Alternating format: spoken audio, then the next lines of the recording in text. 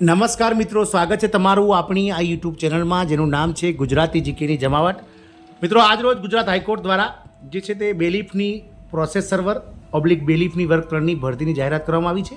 તો વિડીયોમાં વિગતવાર જાણીશું કે ગુજરાત રાજ્યના જિલ્લા ન્યાયાલયોમાં તથા ઔદ્યોગિક ન્યાયાલયો એટલે અને મજૂર અદાલતોમાં જે બેલીફ અને પ્રોસેસ સર્વેની કુલ કેટલી જગ્યાઓ માટે હાલ ગુજરાત હાઈકોર્ટ દ્વારા ભરતી પાડવામાં આવી છે, શું છે શૈક્ષણિક લાયકાત, શું હશે ફીસ, ક્યાં સુધીમાં ભરી શકાશે ઓનલાઈન એપ્લિકેશન, આ તમામ માહિતી આજના વિડીયોમાં મેળવી છે. તો વિડીયો અંત સુધી બના રહેજો.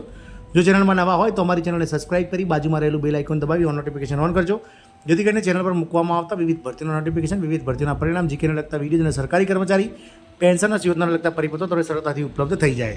તો મિત્રો, ગુજરાત હાઈકોર્ટની વેબસાઇટ scojust.gujarat.government.in પર અને ગુજરાત હાઈકોર્ટ.nic.in પર જાહેરાત ક્રમાંક HCG/NT/01/2024 એડવર્ટાઇઝમેન્ટ નંબર જે છે તે બહાર પાડવામાં આવ્યો છે, જેમાં ગુજરાત રાજ્યના જિલ્લા અદાલતો તથા ઔદ્યોગિક અદાલતો અને મજૂર અદાલતોમાં પ્રોસેસ સર્વર બેલીફની વર્ગ 3ની ભરતીની જાહેરાત છે. મિત્રો, અંદાજિત અગત્યની તારીખોમાં અમારે તમામ ઉમેદવારોને ઇન્ફોર્મેશન બુલેટિનની જોવાનું રહેશે. ઓનલાઈન અરજી કરવાની જે તારીખ છે તે મિત્રો આજથી ચાલુ થઈ ગયું છે ફોર્મ ભરવાનું, અને આગામી મિત્રો 15 જૂન સુધીમાં જે છે તે રજિસ્ટ્રેશન કરવાનું રહેશે, એટલે કે ફોર્મ ભરવાનું રહેશે.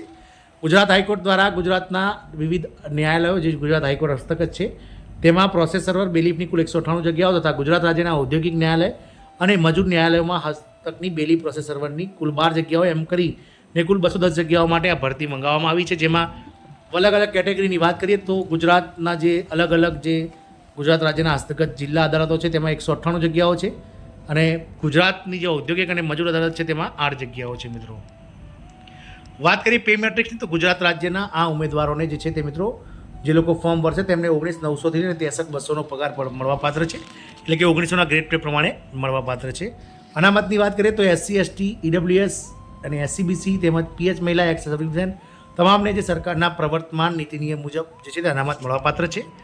જરૂરી લાયકાતની વાત કરીએ તો મિત્રો જે ઓનલાઈન અરજી કરવાની છેલ્લી તારીખ સુધીના સરકાર માન્ય બોર્ડમાંથી ધોરણ 12 પાસ કે તેથી સમકક્ષ સરકાર માન્ય પરીક્ષા પાસ કરેલો હોવી જોઈએ, એટલે કે ધોરણ 12 પાસ, HSC પાસ અથવા ડિપ્લોમા પાસ, ITI પાસ તમામ ઉમેદવારો કે જેઓ ધોરણ 12 પાસ સમકક્ષ સર્ટિફિકેટ ધરાવશે તેઓ આ ફોર્મ ભરી શકશે. ઉમેદવાર સાયકલ કે માન્ય ડ્રાઇવિંગ લાયસન્સ સાથે દ્વિચક્રી વાહન ચલાવવાનું જ્ઞાન ધરાવતા હોવા જોઈએ. ઉમેદવારે સરકાર દ્વારા નિર્ધારિત કરેલ કોમ્પ્યુટરનું પાયાનું જ્ઞાન ધરાવતા હોવા જોઈએ, અને ઉમેદવાર ગુજરાતી અને હિન્દી ભાષાનું જ્ઞાન ધરાવતા હોવા જોઈએ. વયમર્યાદાની વાત કરીએ તો વધુમાં વધુ જે વયમર્યાદા છે તે 33 વર્ષ રાખવામાં આવી છે, ન્યૂનતમ મર્યાદા છે તે 18 વર્ષ રાખવામાં આવેલી છે. વયમર્યાદામાં મિત્રો જે નીતિ નિયમો છે સરકારના તે મતલબ જે છે તે ફેરફાર મળવા પાત્ર છે, એટલે કે અનામતનો લાભ મળવા પાત્ર છે. પરીક્ષા ફીની વાત કરીએ તો સામાન્યના ઉમેદવારો જે છે તેમના માટે મિત્રો 1,500 રૂપિયા પ્લસ બેંક ચાર્જિસ, અને અનુસૂચિત જાતિ ST, OBC, EWS, માજી સૈનિક અને જે PH ઉમેદવારો છે તેમને 750 રૂપિયા પ્લસ બેંક ચાર્જિસનું જે છે તે મિત્રો ફી ભરવાની રહેશે. ઓનલાઈન ફી ભરવાની છે. વાત કરીએ સ્પર્ધાત્મક પરીક્ષાની તો સ્પર્ધાત્મક પરીક્ષામાં સૌપ્રથમ મિત્રો 100 માર્ક્સનું એલિમિનેશન ટેસ્ટ લેવામાં આવશે, જેમાં 100 ગુણ રહેશે. 90 મિનિટ એટલે કે 1.5 કલાકમાં 100 માર્ક્સનું મિત્રો OMR આધારિત એટલે MCQ આધારિત જે તે હેતુલક્ષી પરીક્ષા લેવામાં આવશે. ત્યારબાદ મુખ્ય લેખિત પરીક્ષા જે ડિસ્ક્રિપ્ટિવ ટાઈપ હશે, જેનું વર્ણનાત્મક પ્રકારની 100 માર્ક્સની 3 કલાકની પરીક્ષા રહેશે.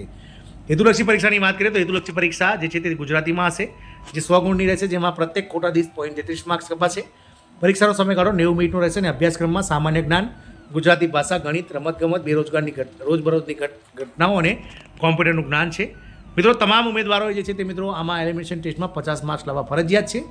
જે લોકો મિત્રો 50 માર્ક્સ લાવશે તેવા તૈયારો જે ઉમેદવારો છે તેમને મિત્રો ફરીથી મિત્રો જે છે મુખ્ય લેખિત પરીક્ષા માટે બોલાવવામાં આવશે, જેમાં લેખિત પરીક્ષા મુખ્ય 100 માર્ક્સની રહેશે, જેનો સમયગાળો 3 કલાક રહેશે. ગુજરાતી ભાષામાં પ્રશ્નપત્ર હશે, અને જેનો અભ્યાસક્રમમાં મિત્રો ફકરા ઉપરથી પ્રશ્નોના જવાબ, એક વાક્યમાં પ્રશ્નોના જવાબ, અહેવાલ લેખન, પત્ર લેખન, નિબંધ લેખન અને ટૂંક નોંધ વગેરે જેવા ધોરણ 1 થી 10માં પૂછાયેલા ગુજરાતીના જે છે તે મિત્રો વ્યાકરણમાંથી પૂછાશે. પસંદગી યાદી જે છે તે મિત્રો આ ડિસ્ક્રિપ્ટિવ ટાઈપ જે એક્ઝામ હશે 100 માર્ક્સની 3 કલાકની તેના પરથી તૈયાર કરવામાં આવશે, અને ત્યારબાદ મિત્રો સરકાર દ્વારા જે યોગ્ય નિમણૂક ઉમેદવારો છે હાઈકોર્ટ દ્વારા તેને મિત્રો હાઈકોર્ટમાંથી ઓર્ડર આપવામાં આવશે. મિત્રો, ક્યાં જવાનું તો SCOJust પર જઈ ઓપન લિંકમાં એપ્લાય ઓનલાઈન ઉપર કરી ઓનલાઈન ફોર્મ ભરવાનું રહેશે. જાહેરાત જીવનપૂર્વક અભ્યાસ કરવો.